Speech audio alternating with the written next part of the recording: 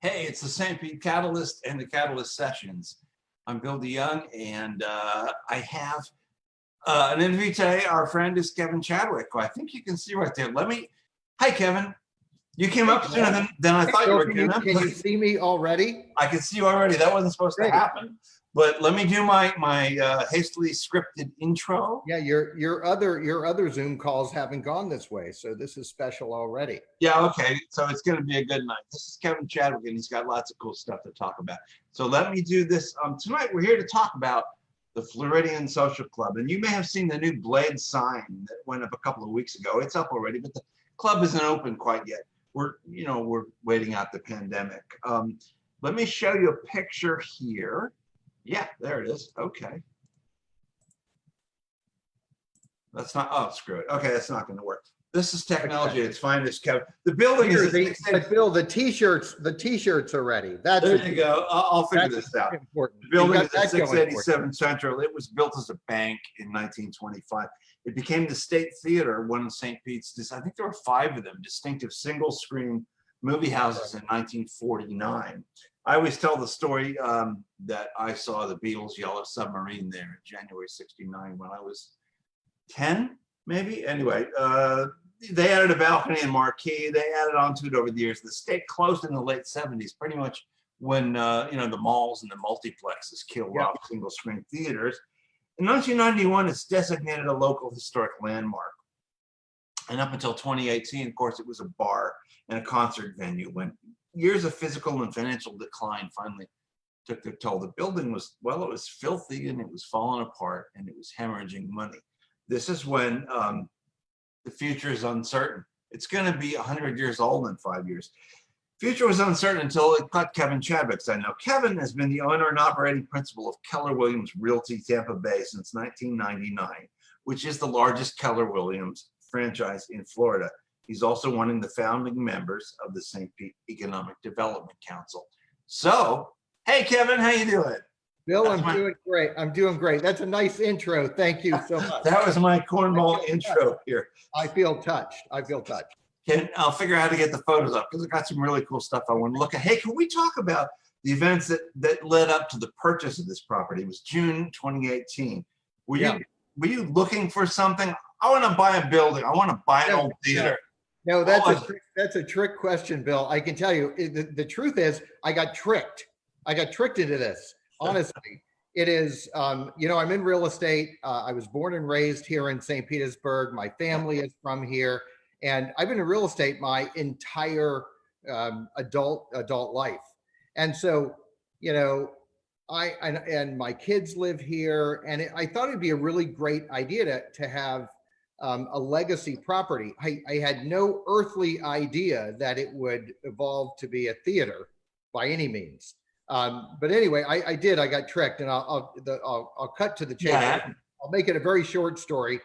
I have to hear this. the theater had diminished to pretty much its lowest common denominator. Yeah. It went up for sale, and as you know, and probably everyone who's listening knows, that downtown St. Pete is a boom, and it's a land grab, quite frankly. And so right off the bat, there were 2 offers on the theater, and I'm certain that those offers, it was pretty well known that developers were gonna repurpose the theater for something other than a theater. Right. And so I got a knock on my door one morning that said, hey, let's just my commercial developer or director who runs our commercial group is John Whitner. He says, hey, let's grab a cup of coffee this morning. Did you? So we met down at Brew Delicious as usual, and we were hanging out. He says, hey, you hear the theater came up for sale? No. I said, well, let's just go down and take a look at it. Well, right. So it's right down the way. It's literally 50 feet away. So we go down, and this was his plan all along, wasn't it? No, at 7:30 in the morning, he knocks on the door, and the door miraculously opens. Kendra Mural, who I met, who is really an amazing woman. She was the previous director of the theater, and she says, "Oh, hi, would you like a tour?" At 7:30 with my first cup of coffee. Oh yeah, right. So I knew something was up. So anyway, we went through the theater, and I thanked them for their time, and I understood the situation. They were all afraid it was going to go into the hands of someone that was going to either raise it. I mean, the truth is, think about this for a second. I think it's relevant, is that there were 5 old theaters that were really very cool in downtown St. Pete that my parents hung out, and that was their entertainment. And so when they wanted to have fun, they all headed to downtown, and there were these fun, theaters where they could, hang out and have a good time. Well, they're all gone. Yeah. I mean, the only theater left is the State Theater at the time. So anyway, and she knew that, Kendra knew it. Yeah. And Kendra, clearly, that's a great picture. Yeah, that's the picture I was trying to bring up. Yeah. So that's when it was a bank. Those are timing is everything, Bill. You're doing great. So anyway, that I finally told her, as I said, Kendra, I'm as compassionate as you could possibly be about this. I mean, it was compelling. The theater, even in that decline, you could see it. I mean, it had feeling. It truly had energy. And, as a kid, I went there. So, I mean, it was familiar to me, even at this point. So anyway, I left it by saying, I would love to be your candidate, but it's just way too much work. And I just can't imagine it. So anyway, so that night, my mother at the time was 80 years old. And we would go out to dinner once a week, and it happened to be that night. So we were out to dinner. I said, hey, Mom, I guess where I was at today. I was at the old State Theater. And she was like, oh, honey. And she was like talking about the fun time. She said, your dad and I had our first date there. And it was like, oh, really? Well, that's sad to hear, because now I'm going to have to buy this darn place. So that sounds like a guilt trip in the works there, man. I mean, that was really it. Yeah. I was convinced that she was in on the take. But yeah. So, but anyway, I got to tell you, from that moment on, I literally, we've been really fortunate, and honestly, it is the biggest heartfelt project I've ever been able to be part of. It's so much bigger than me or my family. It really is. It's a passion project. And when you start getting your arms around it, I mean, literally over the first 3 months, when someone had created the first article, I don't remember who it was, maybe it was Creative Loafing or one of your competitors, no doubt. And so the idea was, all of a sudden I started getting all these phone calls from everyone local, and they were all, how can I help? How can I be part of this? How can I help you?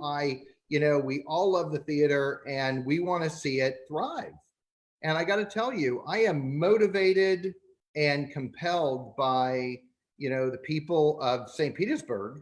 I mean, what a great community. I mean, we are truly blessed to have this remarkable community. And I feel incredibly fortunate that I get to pluck one little piece of history, and I get to preserve it for the next 100 years. So, that's how I got started. That's really it. And of course, it's going on 2 years now. So it's truly been a labor of love, believe me. But with this pandemic, maybe it'll finally open in 2025. The 100-year. Oh, that's real nice. That's good. Somebody had to say, what kind of shape was the building in, Kevin, when you first really started taking a hard look at it? I got to tell you, I know now. Wait, here's really the question. Now I know what the shape of the building was in. No, it was. I mean, it had a lot of problems. It had truly. In real estate terms, it had pretty much expired to its remaining life was done. And it needed everything from electrical to plumbing. And, but here's the cool part. The foundation and the bones of that building are as rock solid today as they were when it was built. Really? And yeah. Even in the front elevation, we restored the whole front elevation, and the guys that restored it were like, this building's 100 years old. It's in incredibly great shape. And when you walk, and I compel everyone who is listening, drive by and take a look. It is really, it's a miracle that this building is in as good a shape as it is, as far as the structure goes. And of course, everything else we have pretty much replaced, and we've brought up and given it life. We really have I've kidded when I've said this, but we truly have blown life into this building to where it should survive another 100 years. And I love that. This is what, folks, you will see when you drive by the State Theater now. This just went in maybe last week or something like that. So this is called a blade sign, is that correct?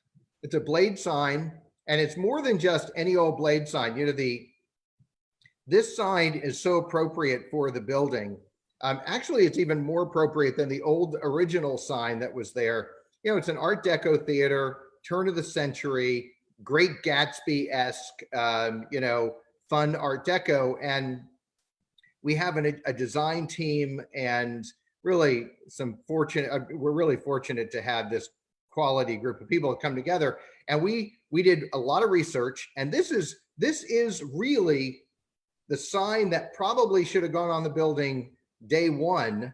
And our designers, for the time period and for the style of the building, this sign is where it's at. And it is, it looks old, but I got to tell you, it is absolute modern day. This sign is all LED. It's all the messaging board is all LED, and it's all, cellular Wi-Fi. You can change it. That's the marquee there on that will change. Yeah. Yeah. Electronic messaging board. Yeah. Yeah. Okay. I want to look at one other photo, if we may. And of course, he says that now. Let's take that away. Bill, I think still getting used to it, my friend. This interview's going great, Bill. Still getting used to it. Hey, come on now. Okay. Oh, this one. Yeah. Okay. This is a photo of the floor that I found from. Wow. Let's see it. Sorry, the Berg. And tell us about this. This is something I know what this is. Tell the folks at home what we're looking at. I don't see it yet, but I think I know what you're talking about. Oh, am I not? Oh, okay. Did I don't see it. Maybe they do, but I don't see it on our. Oh, I'm sorry. Okay, and quit telling me how bad the interview is going. I didn't say that. I said it was going very well. I'm not by nature a sarcastic person. I'm trying to do this, man. Okay. Anyway, it's a photo of the floor.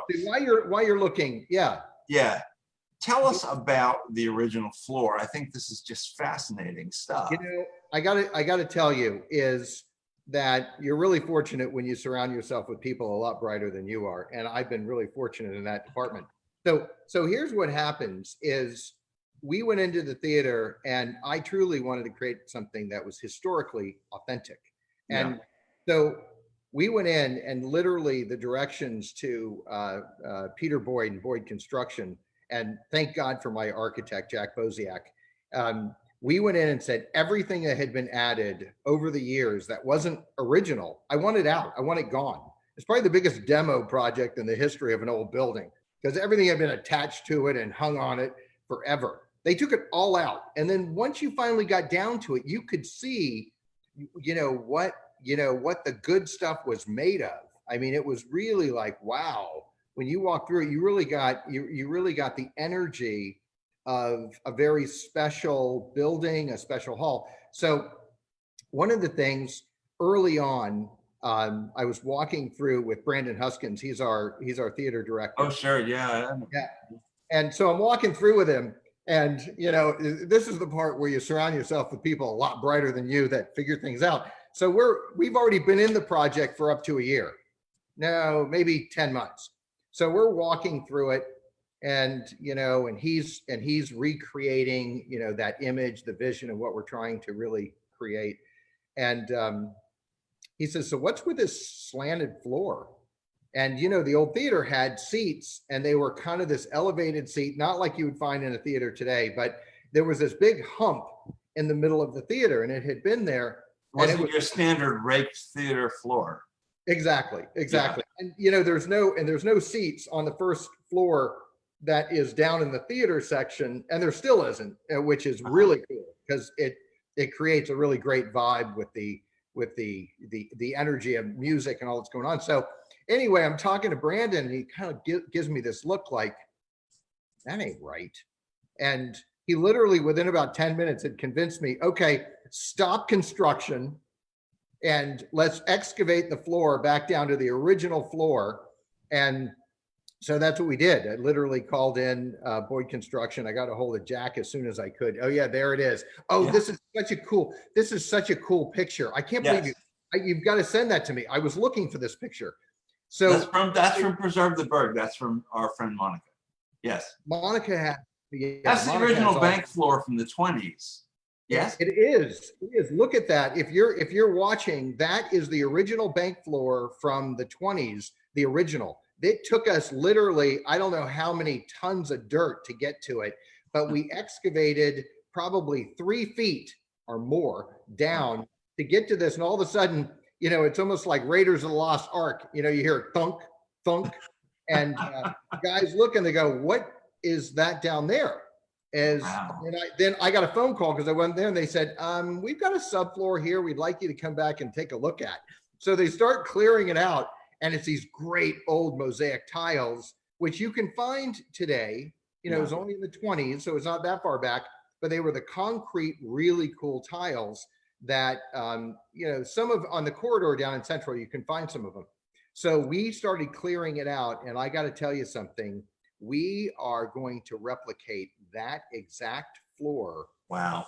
In the theater. So, you know, the first time that you guys get a chance to get back in the theater, and it's important for me, and I don't know why it's so important for me, but it's so important for me to be authentic to, you know, what we're creating. And if that's what the floor looked like when it was built, then guess what? It's going to look like that for the next 100 years.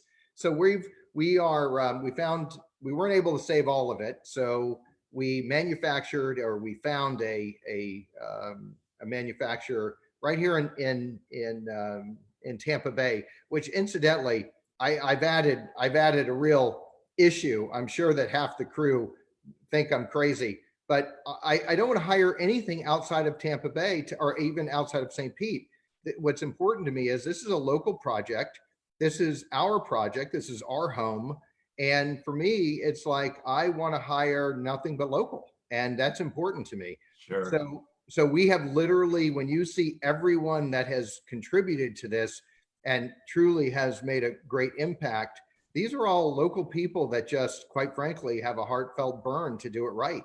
So and we're gonna see that floor completely restored. You're gonna see that floor in maybe a matter of 2 months. So hopefully. Kevin, I know there's been some confusion about the exactly what the Floridian Social Club is going to be once it opens. So, so take us through it step by step. Let's walk in the front doors. What's happening? What are we looking at? You know, it's really easier than that. Is in the day, the idea of a social club to me, and maybe it's not by definition, but it's by my definition. My definition is that a social club is for everyone. It's a local house that that everyone feels comfortable in and they want to be part of. And that's really important for all of us. And I'm telling you, everyone on my team, and I love saying my team, they all know I feel strongly about that. So the idea of the Floridian Social Club is we're all Floridians. I think it's a badge of honor, quite frankly. And it took us a lot of time for the name. If you have a question later about the name, Bill, then I'll recircle back to that. But okay, you know, the idea of social club to me is I want to make sure that everyone in St. Petersburg knows that this is their theater. This is their house. And we have some incredible plans to where it's going to be open, you know, not 24/7. I wish it were. It's going to be open 7 days a week. And it is going to be, and you know, we're really working off of what are the, you know, what are the people of St. Petersburg, what are they looking for? And what do they really want to create? And so we are developing a multi-event venue that is a absolute Floridian social club, which means for all of us who live here, it is your house. And that means, and this is the first time anybody's heard this, and I'm probably going to catch a lot of grief from it. We're going to start our weekdays. We're going to be open at 7 a.m. because we're going to be an old-fashioned, you know, the front of the house is going to be an old-fashioned cafe, coffee shop. This is news to me. I haven't heard this. It's news to me too. It's my programming. My programming group said, you know, what would be better? And when you see the theater, it really is, it's exceeding our expectations. It's beautiful. It's not just a theater. It's a multi-event venue that truly can be open to serve a lot of people for a lot of things. And so, the first thing is that we're going to be open 7 days a week, or we're playing around with possibly 6 days, but 7 days a week, say. And, every morning we want to be open where we're playing some really great, old show tunes. And in the front of house is open. You'll get the best cup of coffee you've ever in your life, because Brandon and I both are absolute coffee fiends, and really have this coffee need to create something remarkable. So I can tell you, we're going to have a coffee house meeting place in the morning for everyone in downtown. When you're just strolling downtown on Central Avenue down the corridor, you can hang out, come in, and I can promise you that you will get incredible coffee. And you'll also get, have you ever heard of the term ghost kitchens? I don't think so. Well, it's new to me too. I just heard this, but in the industrial area that's not far from us, there are all these kitchens that have developed to support all of these restaurants in downtown St. Pete, because they don't have a lot of rooms. They don't have room for bakeries and things like that, right?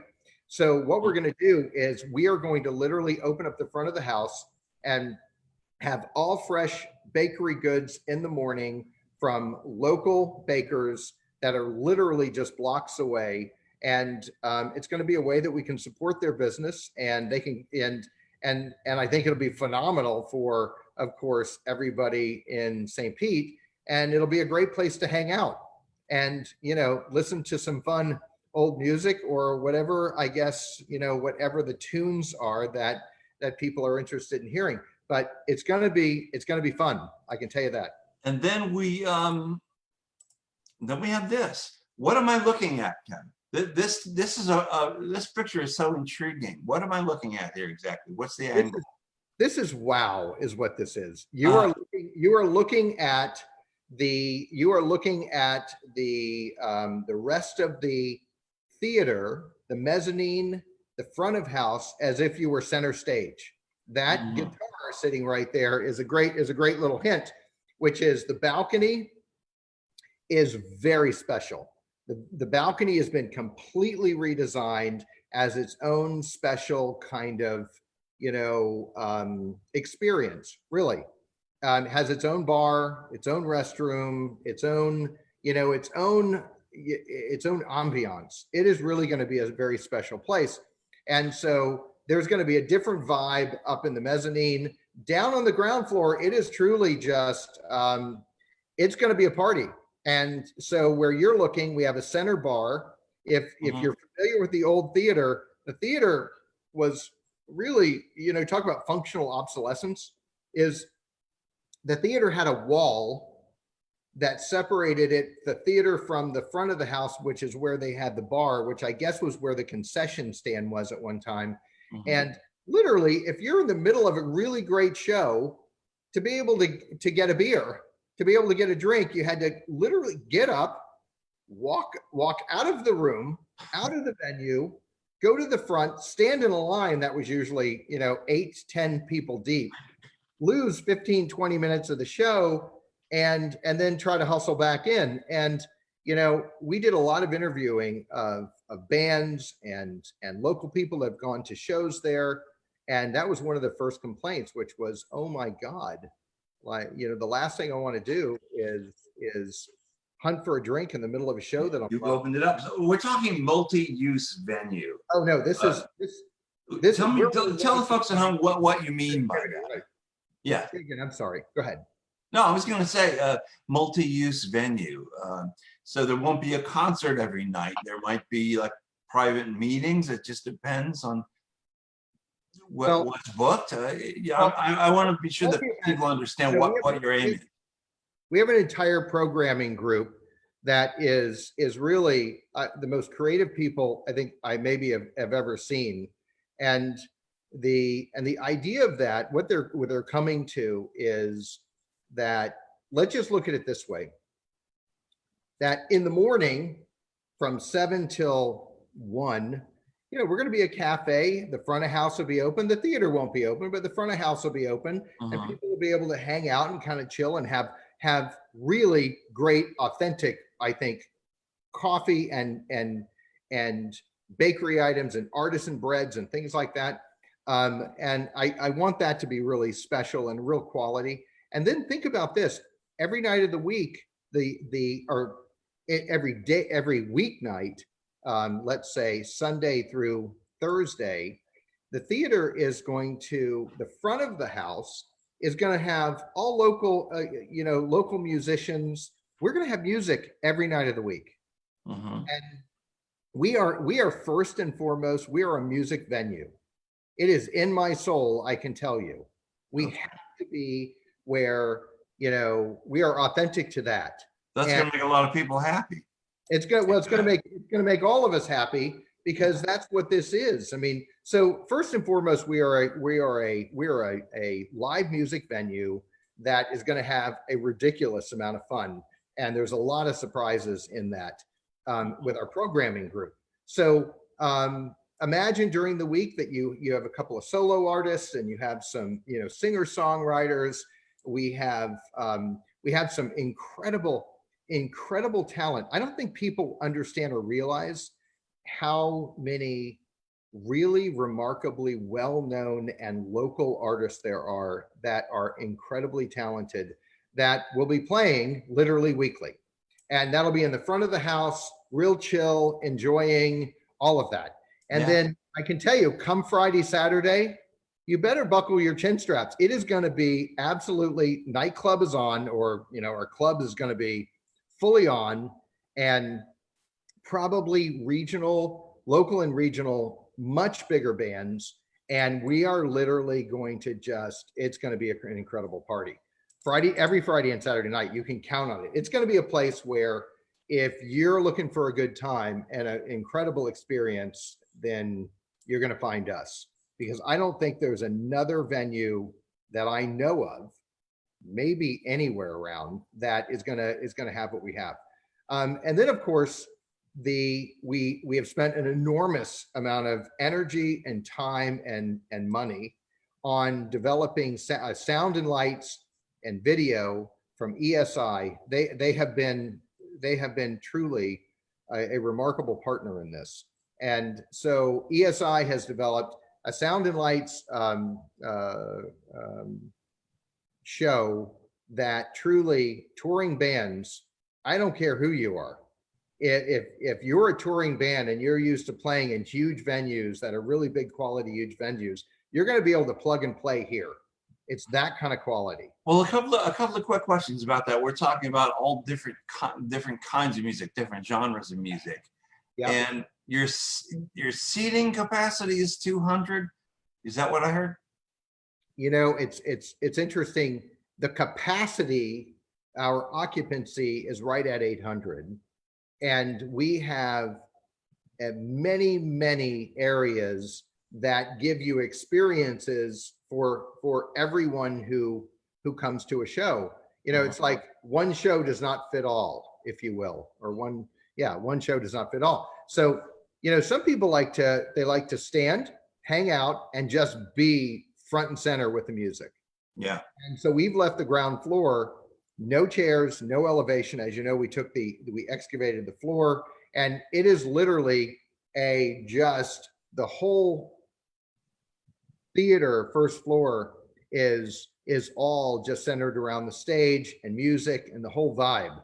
Upstairs and downstairs, there's also some VIP sections that, if you would like, you can certainly, you can reserve some VIP sections to kind of chill out and get out of the crowd a little bit. Around the bar, there'll be places to hang out. But when you go upstairs, if you're someone that really isn't so much into the crowd part of it, then what we'll do is we'll take and we have seating, probably right at about 180 seats up on the second floor.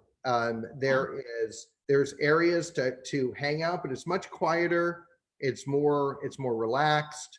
And, and I think that'll be another special place for, people looking for a different experience maybe. I have two more quick questions before we kind of run out of time here. If I can figure out, I have another image to share. I'm such an idiot. Okay.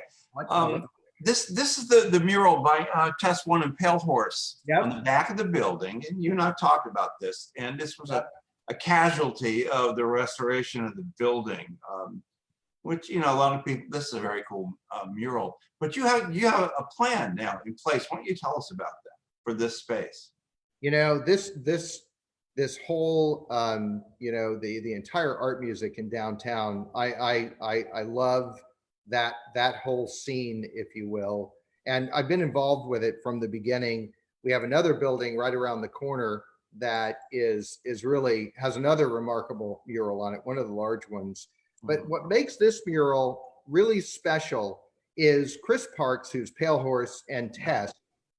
They ventured off and did this before anybody ever knew that there was an art walk, before anybody knew that there was the whole art scene. It wasn't even here. These guys are pioneers, I'm telling you.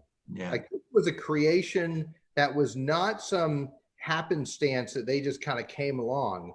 This is a brainchild. Like, they spent so much time on this, and I've come to know both of them, and I'm really excited to report that they're going to put a new mural up. But let me answer your question first. That part of the construction, we determined that my contractor determined that the back wall of the theater was just not in very great. It wasn't in great shape, and it really needed to be resealed, completely restuccoed, completely saved, or all this energy and work that we put into this, great theater, they said, all you're doing is you just put a Band-Aid on it because, you spent all this money and time, and you've got this problem with a major wall in the building.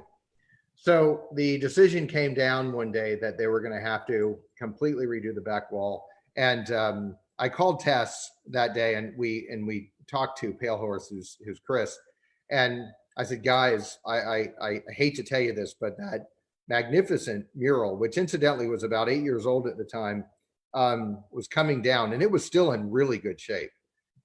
So they knew it, and I just said, you know what? At some point in the future, we're going to have another conversation, and let's just consider what it might look like if you created a new mural.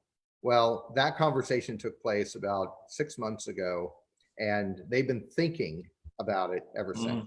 Well, in the last month, we kind of have really gotten serious about it, and Chris Parks, who is Pale Horse, he's an incredibly brilliant guy. He said, I've got this, and he started mapping it out of what that might look like. And it really is a fascinating concept that I think is not only artistic, but it has meaning so much further than just the art.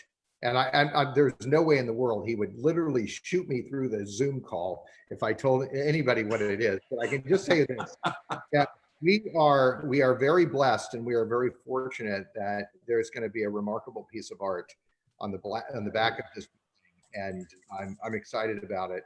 And I think everybody else will be able to plug into it and maybe even draw some energy from it on what it's all about. And it sends the right message. It's good. So anyway, yes. So the original, Chris Parks and Pale Horse is gonna do our new mural, and they're gonna create a new vision. Because of course the theater is going through an entire renaissance, and it's going through a whole renaissance and new vision. So is the mural. So there you have it.